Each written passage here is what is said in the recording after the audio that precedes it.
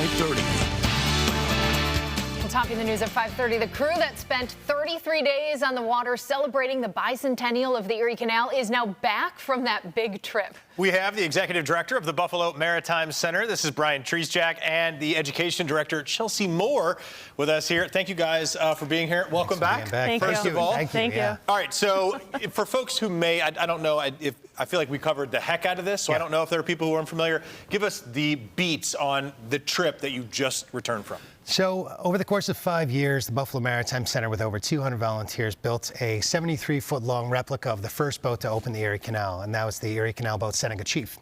And it was all for taking this very trip, the bicentennial voyage, from Buffalo to New York City in 33 days, stopping at 28 ports. And I'm proud to say that thanks to a lot of people, we did that. It's great. It's amazing. It is. Now, this boat was being tugged along. As we know, the Seneca Chief, the original one, was pulled by mules and horses. Yeah. This one was tugged along by, an escort boat. But you were really roughing it out there. You slept on the boat in hammocks. You ate kind of what food people gave you along the way. Yeah. Tell us about the generosity of folks when they saw the Seneca Chief coming down the Erie Canal. Yeah, so when we would pull into a port, there were hundreds of people waiting for us at locks, at intermediate ports when we would stop to, use a bathroom or pick up volunteers or observers.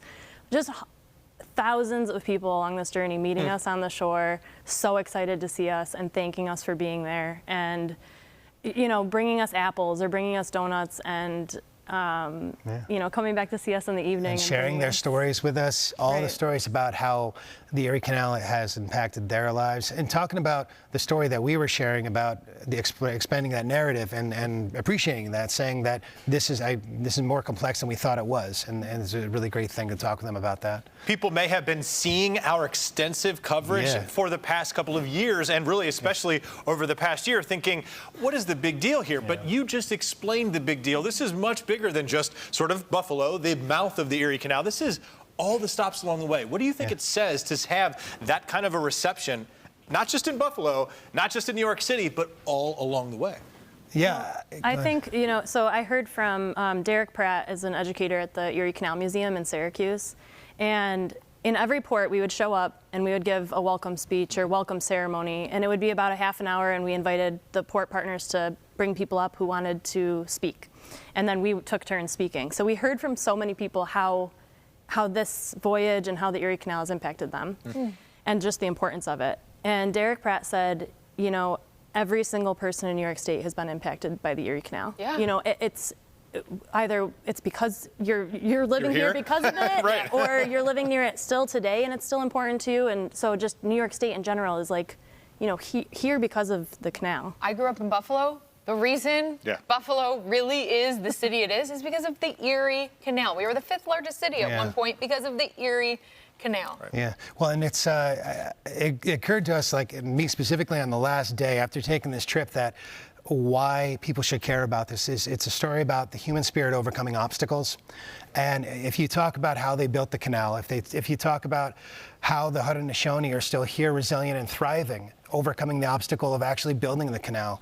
If you talk about John Montague, our founder, who had the idea back in the 90s that this was going to happen, and the over 200 volunteers who built this boat with our boat builders, Roger and Greg, to taking this trip and planning for it, it was all about that. So if you learn about that, it's very inspiring to be a part of this. Great, that's great. And it is so well said, the way that you're kind of directing that, the sense of community that this thing, that this established. I love the thought of all the people coming down to Canal Side and working on this thing on like an early Saturday or Sunday morning. I love that sense of community. Yeah. You were broadening that throughout these stops by planting and providing white pines, right? The saplings. Can you explain what that was and what the reception was like for that act? Because that was a big deal, and it seemed emotional. Sure.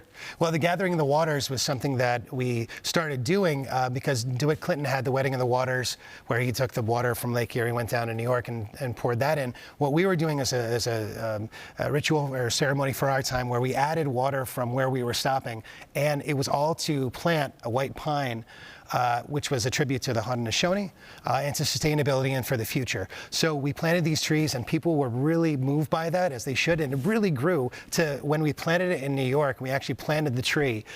It was absolutely wonderful to be a part of that. That's awesome. Yeah. The reason you're back a whole week after the voyage ended was because you had to figure out where to put the boat. You brought it up the Hudson a little bit. You had to drive back from there.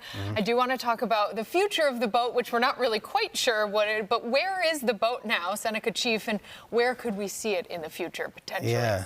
So, yeah, good. Well, so the boat is in Waterford, and that's where it's going to overwinter. Once the canal is drained, it sits in the mud, and that's historically how they would have kept the boats too, Wow. just so the planks don't dry out. And that's actually what happened to the boat last year too, except in Lockport. But yeah, so it's overwinter in Waterford, and then in 2026, in the spring, we have to bring it back. So we don't know what exactly that looks like yet, and everyone that we've met has ideas, and we have ideas, Right. and so. Basically this trip just showed us what it can do, how many students came to see us. And, we'd get to some ports where 150 students would show up, just excited to see this big boat, maybe not even knowing what it was. But there's just so much potential for learning and for bringing people to the canal and exciting them again about what the body of water that they have in their backyard. Very cool. But we'll let everyone know. That's great, yeah. Could it return back to the long shed? I mean, that thing was built for this purpose. Unfortunately, no, it's not Yeah, going all back right. in the long shed, but it's going right by the commercial slip. All right. So We'll see you. Thank you guys so much. Rick.